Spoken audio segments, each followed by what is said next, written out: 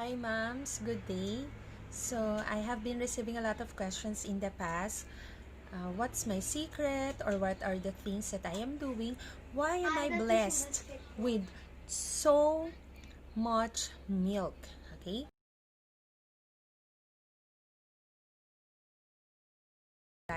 I would like to tackle first what are the reasons behind on why some mothers experience low milk supply. If you think this video is for you, please click subscribe, comment down below, share this video.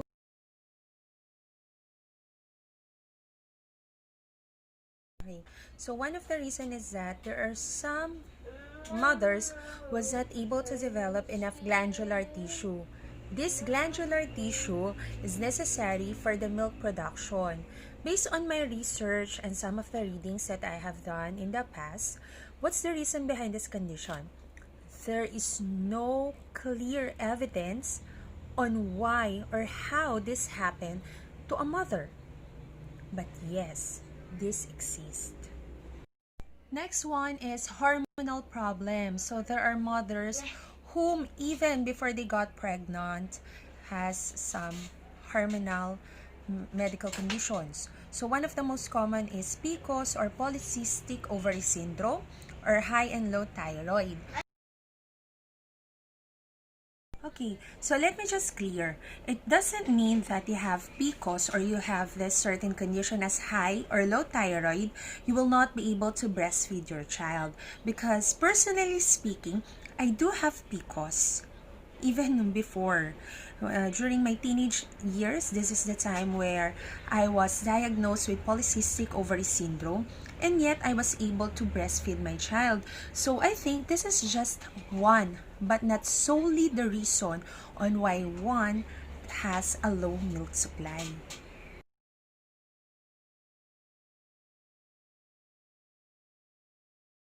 Some mothers experience low milk supply. Before I reveal it, let me ask you a question. Sleepless night. Tiring feeling of taking good care of a newborn baby. The exhaustion, physical, mental, emotional stress. But of course, we are all happy. But because of these feelings, some opt to have a family planning. And we all know that one of the procedure, or I mean, one of the method of family planning is taking birth control pills. Yes, okay. And these birth control pills actually contribute to the factor on why one experiences low milk supply. That is why before taking any contraceptives, birth control pills to be exact, it is important to ask our doctors first and ask for recommendations on the best pills that we can use, especially if we are planning to breastfeed.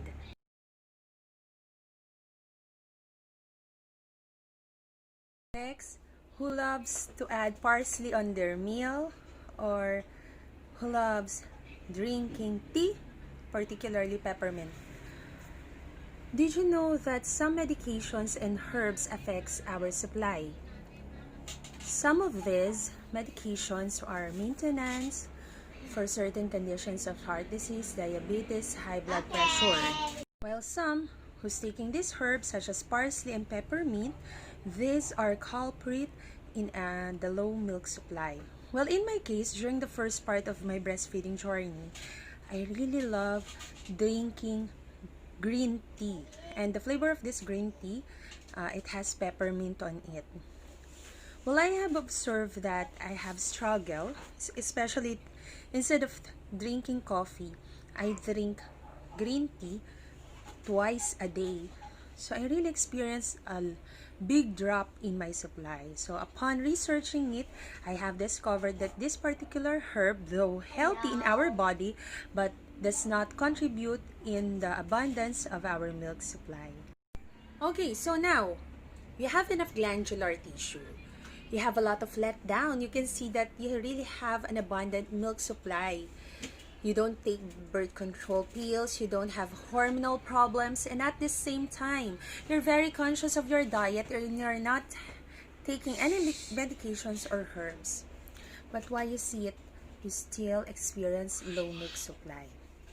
One reason is because your baby cannot suck successfully your breast and cannot get enough milk from it. So there are certain conditions on why this happen. So first one is that there are some babies who has this condition of tongue-tied.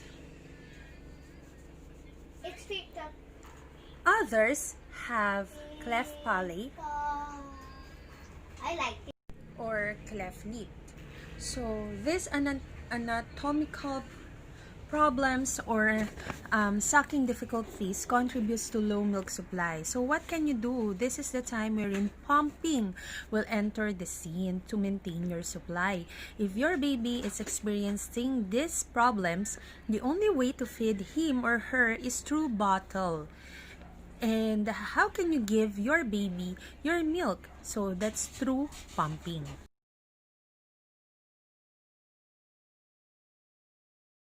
Another reason which also surprised me a lot is monthly period. Okay, so monthly period contributes to low milk supply.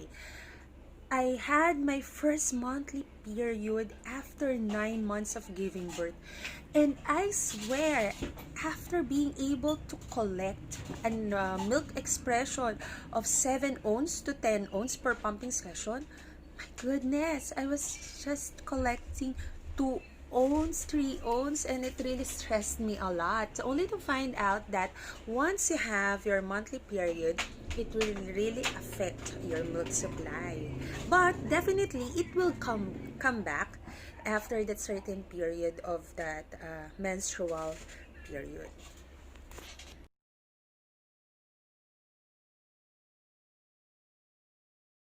Okay, next. Okay, you will be surprised that another reason and why mom experience low milk supply is if you have your desired rest. Like what? Okay, so not feeding at night can contribute to low milk supply. For in my case, not pumping at night. That's why I really see to it that I set my alarm at 1 a.m., 3 a.m., and 5 a.m. Get up, even though it's very difficult, and really have a pumping session. So in the case of those who are really direct latching their babies, it's important that you feed your babies all throughout the night. Don't miss night feedings.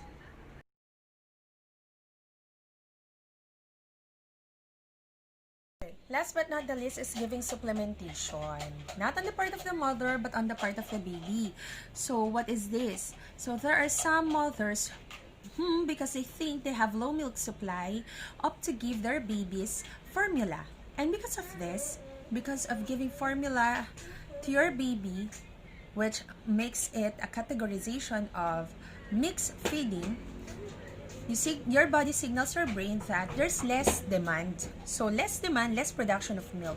Because we have this principle in breastfeeding that if you want to increase your milk supply, all you have to do is more latching, more pumping, okay? Because more is more. More demand, more supply. So the more that you latch your baby, the more that you pump your milk, the more that you are giving the signal to your brain to make more production of milk. So giving formula is not advisable if you really want to exclusively breastfeed your baby. But of course, we have nothing against those mothers who give formula to their babies. It's their choice, and maybe there's a reason behind that. But if you are someone who really wants to increase your milk supply, please stop this and believe in your body.